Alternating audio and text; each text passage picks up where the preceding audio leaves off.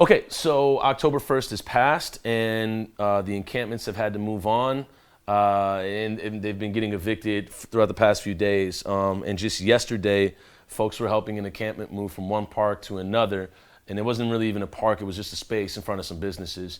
Now, here's the ordeal. Some of those business owners came out, they will not be named, they know who they are, and they started decrying, hey, I'm just trying to run a business here, and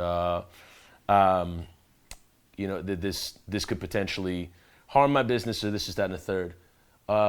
So the only thing that I have to say to that personally is your classism is not welcome. So yeah, you got a business. So what if there's unhoused folks outside of it? Maybe that means you can bring them in and keep them warm. Like, take it as an opportunity. Don't take it as, I got to run a business here and I can't have it. That's the whole point with the look, with the aesthetic, with the Minnesota passivity, is that we pride ourselves in the aesthetic, and we don't pride ourselves in the actual work. And so if you're not doing the work, then what good is the look? I mean, who even cares about the damn look? I mean, like, it's this obsession with God. We did this in therapy. It's people's obsession with not looking bad or looking good. And if you just get rid of both of those things and you just start doing the work, then who cares if there's an unsheltered community in front of your business? That should be opportunity for you to help those folks out and be a part of the community. And everybody's under the gun right now, no pun intended. Like with money, with COVID, it's not a question whether this is a recession or a depression.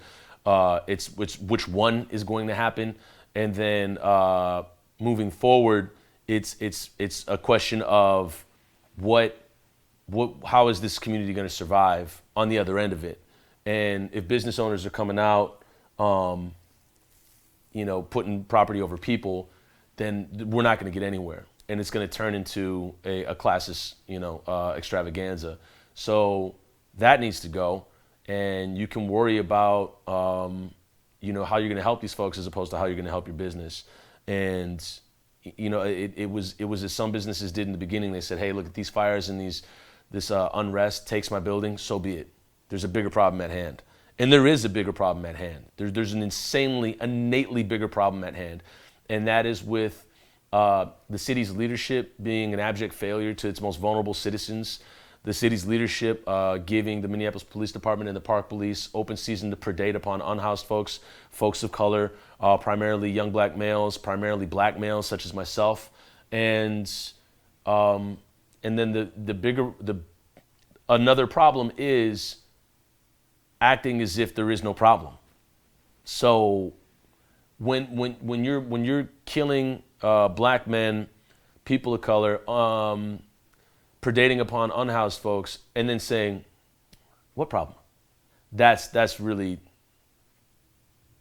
fucked up. So yeah, you should probably take an initial interest in how can you be a part of this community and help. And you see that immediately at the square, definitely at George Floyd Square. And you see it at encampments too. You see it with Twin Cities encampment responder. You see it with some of the sanctuaries. You see it with a lot of people that are putting people first above property. And for a lot of these businesses, they can really start to step up and do the work for the community, because you've been making money off the community. That's what you set up shop for, right? So you can make money. Now the idea is, can you be a part of the community as well? And another thing is that a lot of these businesses, they have kitchens.